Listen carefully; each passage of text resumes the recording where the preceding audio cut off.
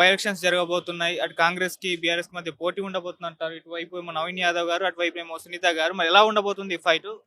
ఈ ఫైట్ అనేది చాలా ఈజీగా ఉంటుంది. బీఆర్ఎస్ అంతగా ఇక్కడ జూబ్లీస్ లో గ్రాఫ్ పడిపోయింది. నవీన్ అన్నకే ఎక్కువ మెజార్టీగా ఉంది. నవీన్ అన్న ఖచ్చితంగా విన్ అవుతాడు. నవీన్ అన్న పీపుల్స్ లీడర్. బస్తీలలో అయినా ఎక్కడైనా కూడా నవీన్ అన్నకు మంచి పేరు ఉంది.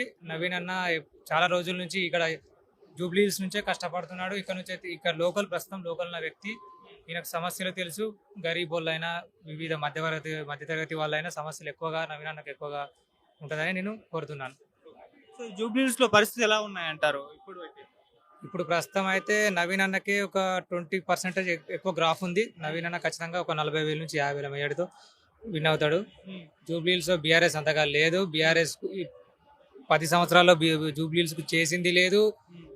ఈ మున్సిపాలిటీలలో కూడా రాష్ట్రంలో ఎక్కడ ఏం చేసిందే లేదు. జిహెచ్ఎంసీలో కూడా ఏం చేసింది లేదు. సో ఈ 1 year లో అంటే దగ్గర 2 years లో కాంగ్రెస్ పైన నెగిటివిటీ పెరిగిపోయింది. సో వాళ్ళ పాలన పైన నెగిటివిటీ పెరిగిపోయింది అని టాక్ వినిపిస్తుంది. అదే మా బలం అంటూ కేటీఆర్ గారు కూడా ప్రచారం చేస్తున్నారు. మరి ఇప్పుడు ఈ ఎలక్షన్స్ ఒక సాక్ష్యంగా మిగిలిపోతున్నాయి. అంటే బీఆర్ఎస్ గెలుస్తుందా, చెప్పే ఆరోపణలన్నీ నిజమైపోతాయా, లేకుంటే కాంగ్రెస్ గెలిచి వాళ్ళ ఆరోపణలన్నీ కొట్టేస్తాయా అని ఒక చర్చ అయితే జరుగుతుంది. మరి ఆ నెగిటివిటీ పెరిగితే దీని మీద ఇంపాక్ట్ పడుతుంది. రాష్ట్రంలో ఎటువంటి నెగిటివిటీ లేదు. ప్రస్తుతం పల్లెలలో పల్లెలలో ఎటువంటి నెగిటివిటీ లేదు. సంక్షేమ పథకాలు బ్రహ్మాండంగా అందుతున్నాయి. ప్రజలు ఆనందంగా ఉన్నారు. ఇంకా 5 సంవత్సరాలు కూడా మళ్ళీ 5 సంవత్సరాలు కూడా కాంగ్రెస్ గెట్టిన అవుతుంది. 10 సంవత్సరాల అధికారంలో ఉంటుంది. ఎటువంటి నెగిటివిటీ లేదు ప్రజలలో. కాంగ్రెస్ మీద బీఆర్ఎస్ మీద ఉన్నంత నెగిటివిటీ అసలు లేదు. ఇంకా 10 సంవత్సరాల వరకు కూడా బీఆర్ఎస్ మీద నెగిటివ్ ఉంటుంది, కానీ కాంగ్రెస్ మీద నెగిటివ్ ఉంటుంది. ఆ సంక్షేమ పథకాలు 6 గ్యారెంటీలు నెరవేర్చినవి, ఇంకా కొన్ని ఉన్నాయి, అవి కూడా నెరవేరుస్తారు. ఖచ్చితంగా ఈ జూబ్లీస్ బైపోల్లో నవీన్ అన్న బంపర్ మెజార్టీతో గెలవబోతున్నాడు. నవీన్ అన్న ఒక బీసీ బిడ్డగా, ఒక యాదవ సామాజిక వర్గం నుంచి మంచి గ్రాఫ్ ఉంది అన్నకు, మంచి బయటపడతాడు. స్టేట్లో ఎటువంటి కాంగ్రెస్ పార్టీకి ఎటువంటి వ్యతిరేకత లేదు. అది కేటీఆర్ ఆయన ఒక రాజుగా ఒక 10 సంవత్సరాల అహంకారంతో అది ఆలోచిస్తున్నాడు తప్ప ఎటువంటి కాంగ్రెస్ పార్టీ మీద ఎటువంటి ఆరోపణలు లేవు, ఎటువంటివి లేవు.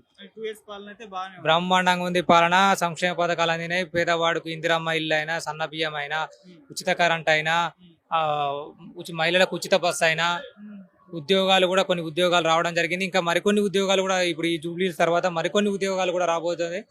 ఎటువంటి నిరుద్యోగ యువతలో కూడా ఎటువంటి వ్యతిరేకత లేదు.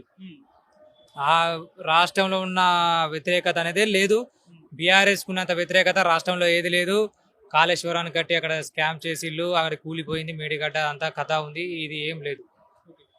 అటు హైదరాబాద్ లో అయితే మొత్తం కూడా బీఆర్ఎస్ అవే లాస్ట్ ఎలక్షన్స్ లో కనిపించింది. 39 వాళ్ళు గెలిచిన సీట్లన్నీ కూడా హైదరాబాద్ పరిసర ప్రాంతాల్లోనే వచ్చాయి.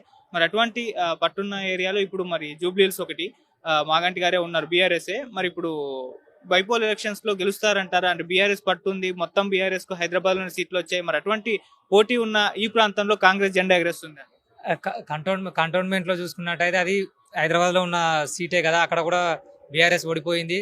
ఇప్పుడు ఏం నెగిటివిటీ లేదు. హైదరాబాద్ లో బీఆర్ఎస్ గ్రాఫే లేదు. బీఆర్ఎస్ గ్రాఫ్ లేదు. హైడ్రా తీసుకొచ్చిండు సీఎం రేవంత్ రెడ్డి గారు. బ్రహ్మాండంగా ఉంది. ప్రభుత్వ కబ్జా అయిన నాలాలైనా భూములైనా రికవర్ చేసుకుంటున్నాం. ఖచ్చితంగా జూబ్లీహిల్స్ లో కాంగ్రెస్ గెలుస్తుంది.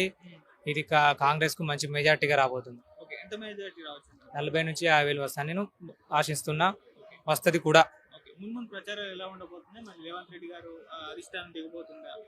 అధిష్టానం దిగబోతుంది. నేను ఇప్పుడు జయశంకర్ భూపాలపల్లి నుంచి వచ్చిన, నాలాగా ఎంతో మంది రాష్ట్రం నుంచి రాబోతున్నారు.